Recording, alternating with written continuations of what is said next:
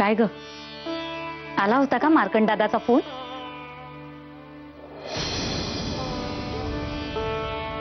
नाही, नाही आला.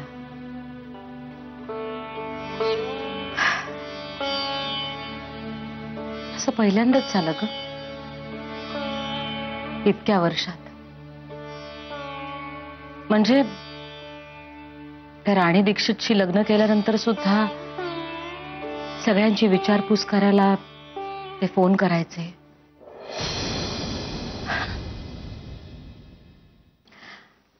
म्हणजे त्यांचं आणि माझं असं काही नातं निर्माण झालंच नाही कधी. पण जे होतं ना ते त्यांनी टिकवायचा प्रयत्न केला नेहमी. मला नेहमी मानाने वागवलं. अगदी आता त्या राणीला मुलगा झाल्यानंतर सुद्धा त्यांनी मला फोन करून कळवलं होतं. पण गेले 2 महिने खूपच अस्वस्थ होते ते. फोन पण नाही. अडचणीत नसतील ना ग ते? हा, मी खरं सांगू का सीमा, तुझं हे वागणं मला नाही आवडत.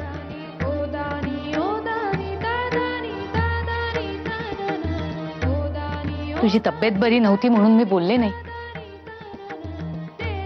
आणि आज तर काय पाडवा आहे. खरं तर बोलणं बरोबर नाहीये, पण मला राहवत नाही म्हणून मी बोलतेय. तुमच्यात कधीही नातं नव्हतं, पण जगासाठी का असेना नवरा बायको होतात तुम्ही. इथपर्यंत ठीक आहे ग. पण आता नाही, म्हणजे भले तुला विचारून का होईना, पण त्यांनी दुसरं लग्न केलंय.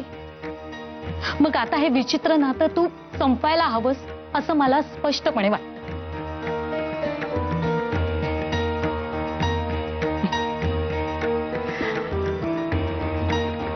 रंजू, मला एक सांग, नाती अशी संपवता येतात का ग?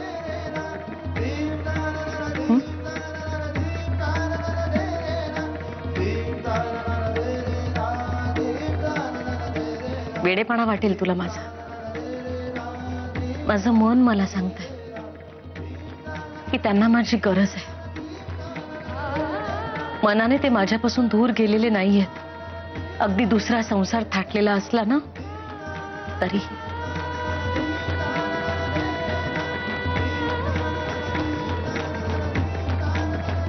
जाऊ दे, आता मी तरी काय बोलू.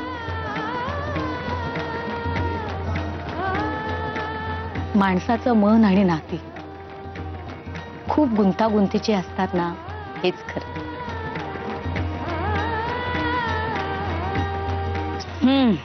जाऊ दे, आपण ना नेहमी चांगलंच चिंतावं. येईल येईल, त्याचा फोन नक्की येईल. अगं त्याला ठाऊकही नसेल आज पाडवा आहे म्हणून. तिथे त्याला थोडीच दिसणार आहे ही इथल्यासारखी पणत्यांची आकाशकंदिलांची लखलखती दिवाळी.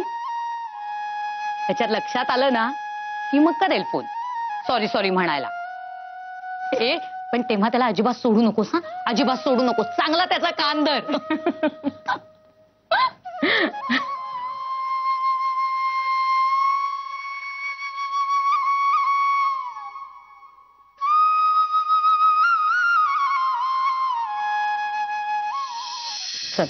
रंजू, हे पीठ मळून झालेलं आहे. हो. दुसरं काही करायचंय? चिवड्याची काही तयारी वगैरे करायची आहे का? सीमा, तू जा बरं, जरा विश्रांती घे.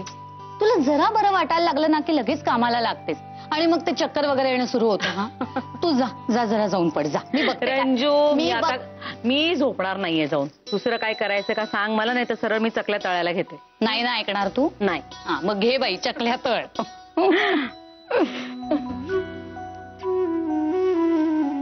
तेल तापले ना ग? तापले. हा, अगं ही गार्गी कुठे आहे? गार्गी ना, ही काय ती तिच्या रूम मध्ये झोपली असेल. नाहीतर लपून छपून काहीतरी खात असेल. अगं आईने डबे आणून दिलेत ना, त्यातलं खात असते चोरून चोरून. आपण कोणी गेलो की डबे लगेच पलंगाखाली. बरं आपले लाडू करून झालेत का ग? हो झालेत ना.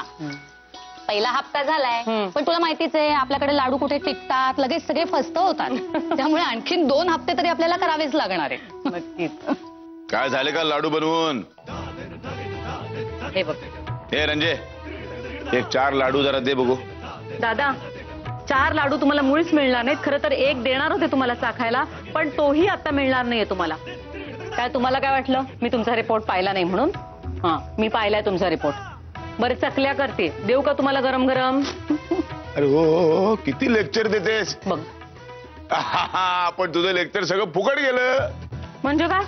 हे माझ्यासाठी नेतच नव्हतो मी. अगो बाई. मग? घारूला देण्यासाठी नेत होतो. अच्छा.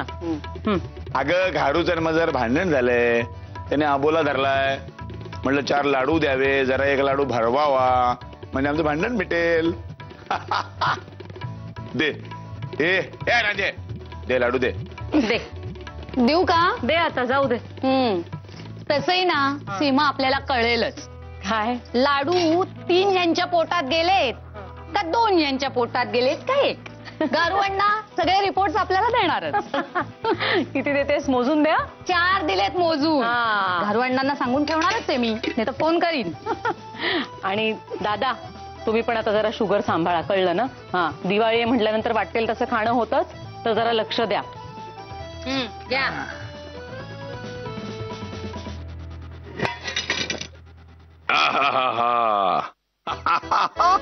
सीमा खरं सांगू, काय? हे लाडू मलाच हवेत.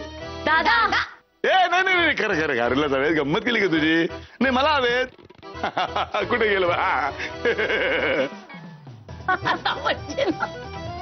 कमाल करतात बाई हे.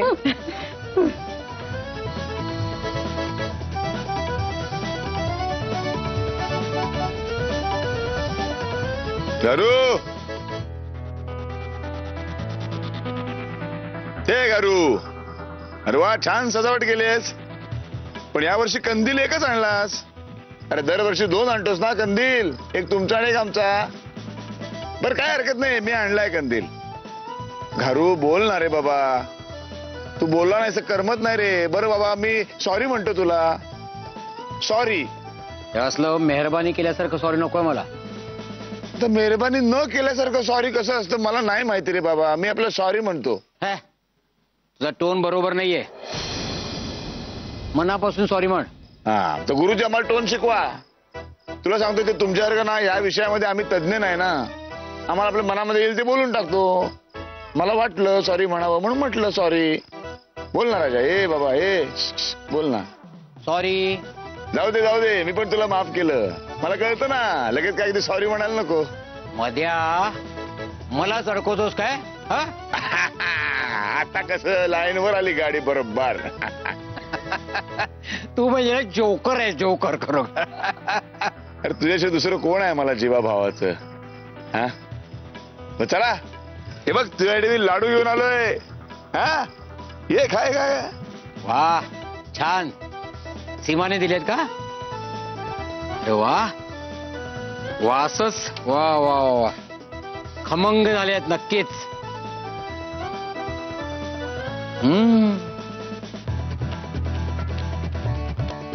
छान झालेत.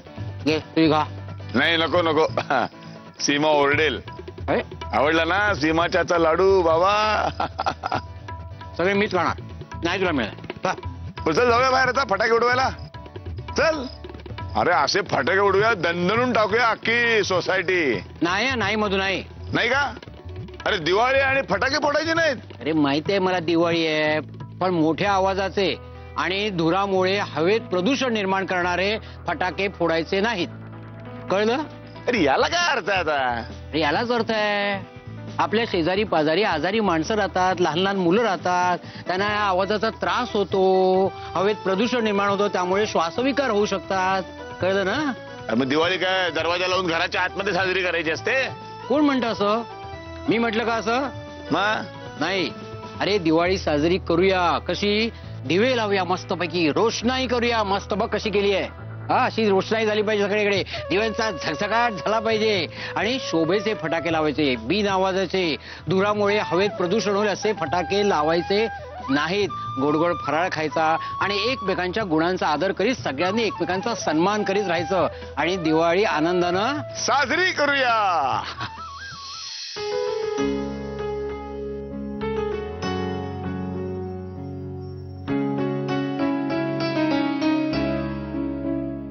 राधा, कोणी कितीही प्रयत्न केला ना तरी तुला आणि मला वेगळं नाही करू शकत. तू अगदी तिकडे चंद्रावर जरी गेलीस ना तरी मी माझ्या या चंद्राला शोधत तिकडेही येईन. I love you Radha. आज आपला पहिला पाडवा आहे. तू ओवाळलं नसलंस तरी मी माझं गिफ्ट दिलंय.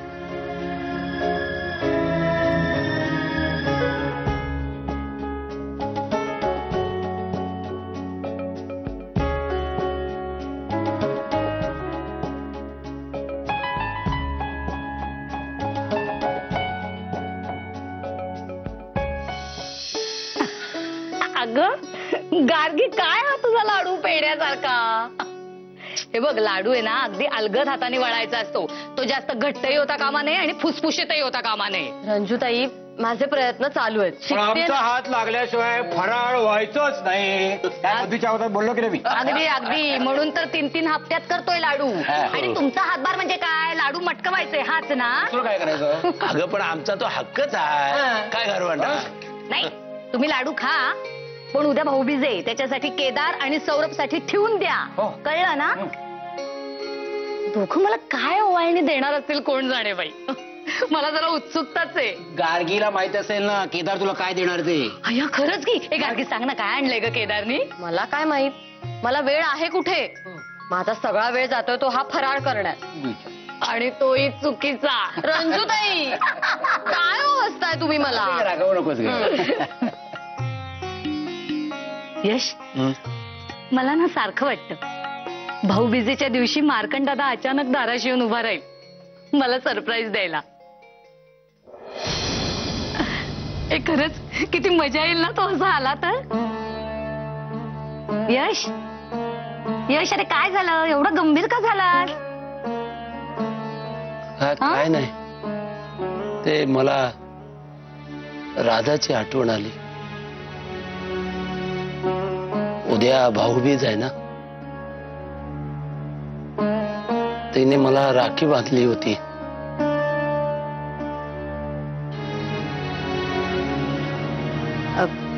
ते बघू रे नंतर. आणि प्लीज हा विषय सीमासमोर काढू नकोस हा. नाही म्हणजे मलाही खूप वाटतं तिच्याबद्दल, पण घारू अण्णा आता तुम्ही बघताय ना.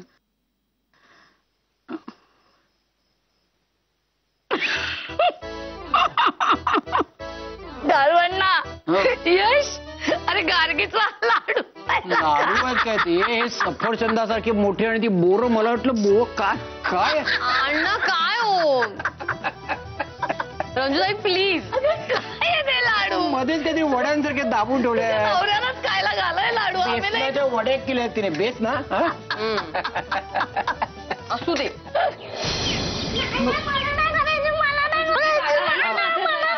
मी 2 मिनिटात फोन करते. नाही करायचं. काय झालं? अंघोळ करायची नाही म्हणतेय. काय? मला नाही करायची, मी नाही करणार अंघोळ. शी, मग सगळे म्हणतील अशी काय ही मुलगी, घाणेरडी, मळकट, केस नाही विंचरले, अंघोळ नाही केली.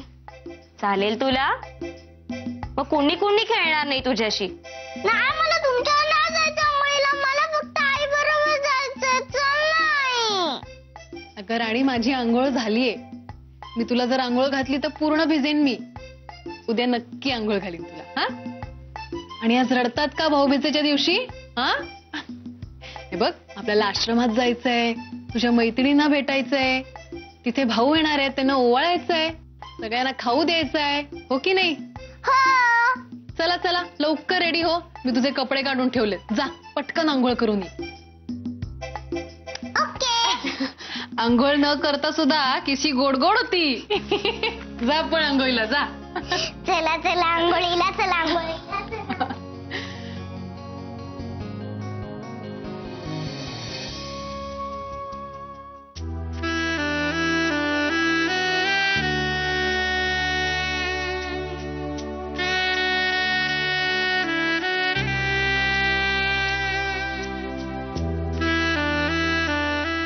आज आपला पहिला पाडवा आहे. तू ओवाळलं नसलंस तरी मी माझं गिफ्ट दिलंय.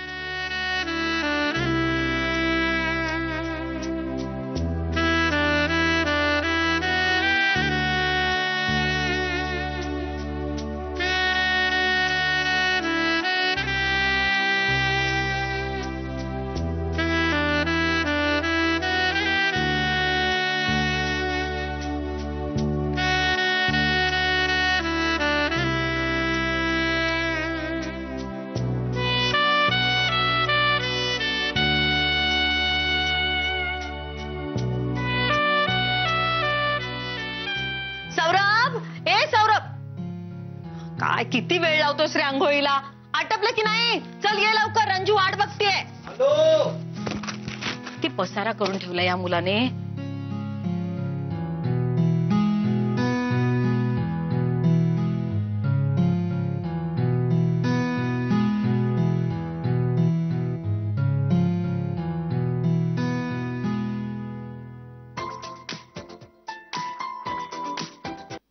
हॅलो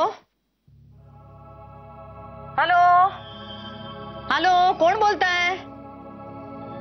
अरे कोणी बोलत का नाही? हॅलो, कोणाचा फोन आहे? कोणाच ठाऊक, अननोन नंबर. आता प्रत्येक वेळेस काही ती मुलगी ज्योतीसारखी तुझी बहीणच असेल असं नाही ना. असणार कुठल्या तरी मुलीचा फोन. अगं पण एखादा रॉंग नंबर असेल ना. सोड ना, तू पण तू सांग मला कुणाचा नंबर होता ते. मला नाही माहिती. सोड ना, सोड ना. बरं ठीक आहे, चल ये लवकर. हा, मी वाट बघते. फोन इथेच ठेवलाय, लवकर ये रे. हो.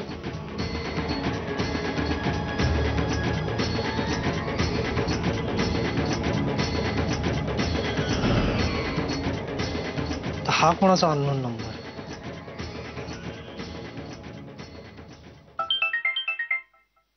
सौरभ, नको. परत सीमावहिनी असल्या तर वैतागतील. तिथे काय सिच्युएशन असेल सांगता येत नाही. मागच्या वेळी ज्योती होती म्हणून वाचले.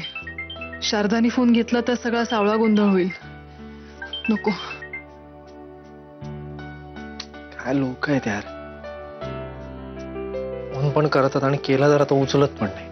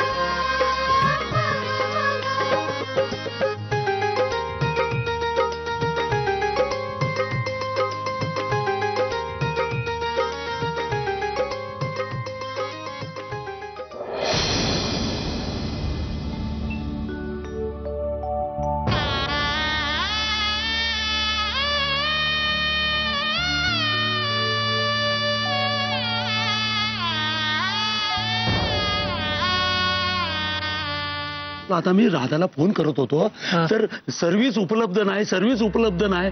ते काय भानगड आहे तिची? तिचा असा कसा फोनवरती ऐकायला येते? थांबा मी बघतो. हा